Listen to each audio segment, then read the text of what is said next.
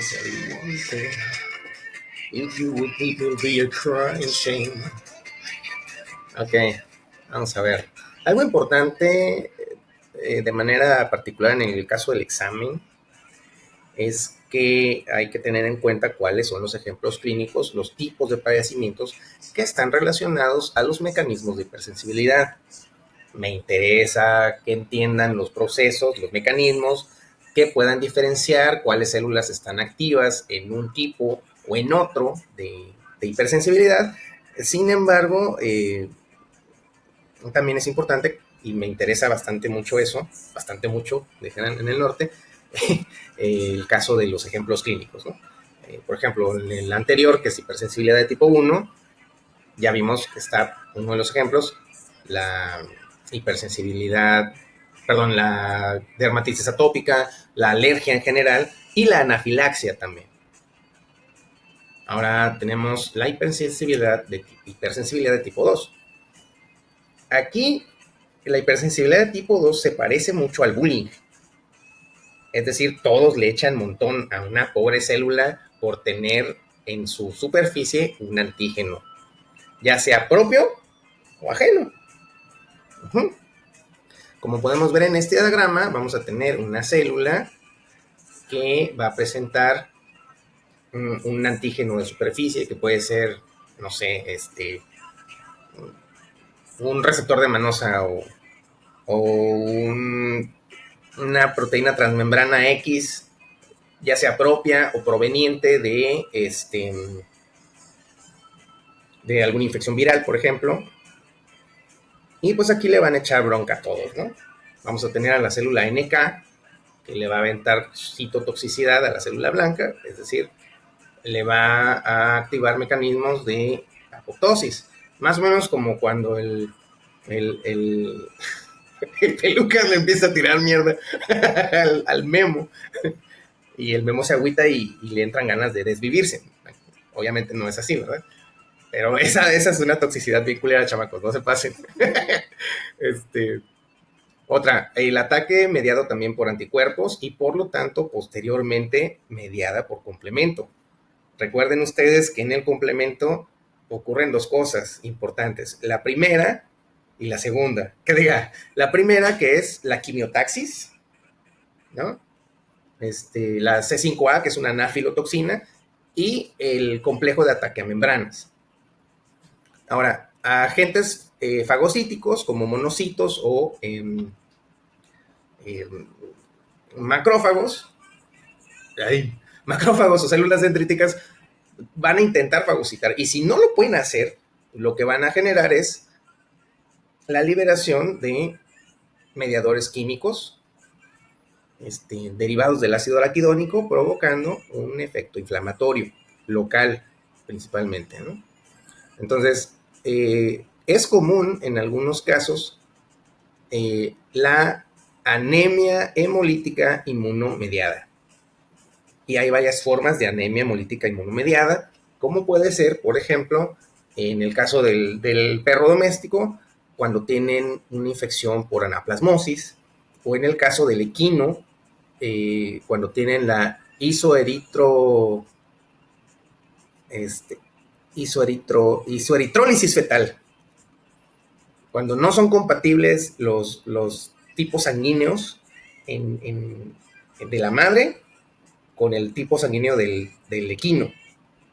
Ajá, entonces hay un ataque a esos eritrocitos, precisamente el factor o el receptor, perdón, el antígeno sanguíneo, pensamos que fuera un eritrocito, y como no es compatible con el de la madre, pues entonces hay un ataque mediado por células NK, anticuerpos, lisis por complemento y un ataque inflamatorio o proinflamatorio generado por fagocitos.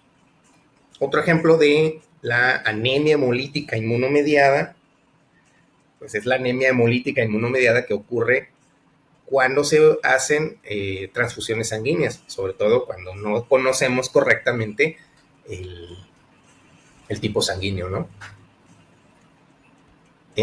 Otro ejemplo clínico, la anemia hemolítica inmunomediada va a tener efectos sistémicos muy severos, sobre todo en el caso del riñón, en donde va a generar hemorragias o también pues la hemólisis la vamos a observar a nivel de la orina, por ejemplo, vamos a observar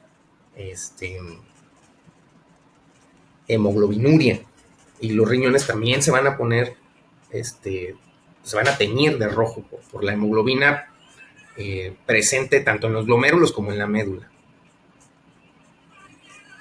¿Qué más? ¿Qué más? Bueno, aquí tenemos el corte histológico. Aquí tenemos en los glomérulos, principalmente, y de repente en uno que otro túbulo renal, este pigmento cafezoso, rojiento y amarillento, que no es otra cosa que hemoglobina descomponiéndose en bilirrubina. En el caso del gato doméstico, una enfermedad que se llama Mycoplasma haemophilus y otros micoplasmas hematopatógenos, un efecto que puede ocurrir es la ictericia generalizada causada por la hemólisis, ¿no? Por la destrucción de los eritrocitos mediada por células NK, anticuerpos, complemento y fagocitos. O sea, una reacción de hipersensibilidad tipo 2. Ojo, tanto en la anaplasmosis del perro, como en la piroplasmosis del bovino, como en la micoplasmosis de los gatos, son cosas que pueden ocurrir en algunos casos, pero no en todos los casos. Son situaciones que ocurren porque algunos animales tienen esa hipersensibilidad o tienden a presentar esa hipersensibilidad. No estoy diciendo que todos los casos vayan a ser así, y por favor no entiendan las cosas de esa manera, porque hay ciertos individuos por ahí que tienden a aprenderse, memorizarse la lista de signos clínicos y lesiones sin entender o sin tomar en cuenta que en algunos casos como estos, los signos clínicos pueden variar y ciertos individuos pueden presentar condiciones particulares como la hipersensibilidad tipo 2, mientras que otros no.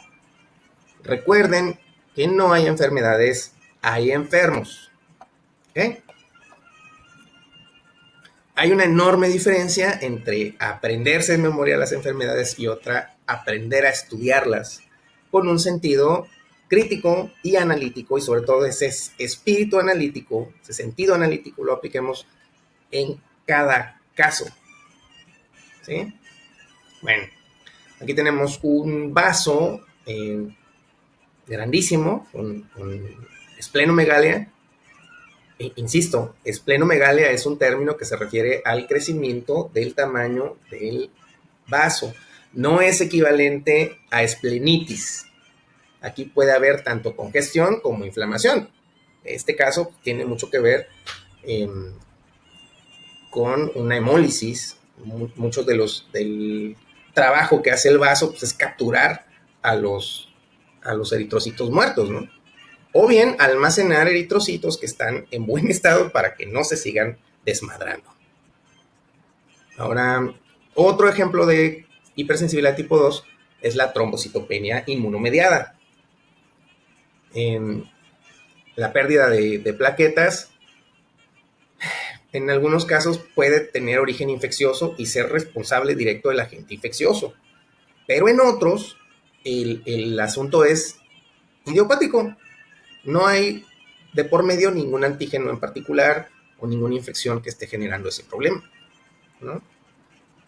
Ahora, en ciertas enfermedades infecciosas sí existe una trombocitopenia que puede ser muy grave tanto por la acción del propio patógeno como por la respuesta del individuo en particular que presenta la hipersensibilidad tipo 2. ¿Cómo se va a manifestar esta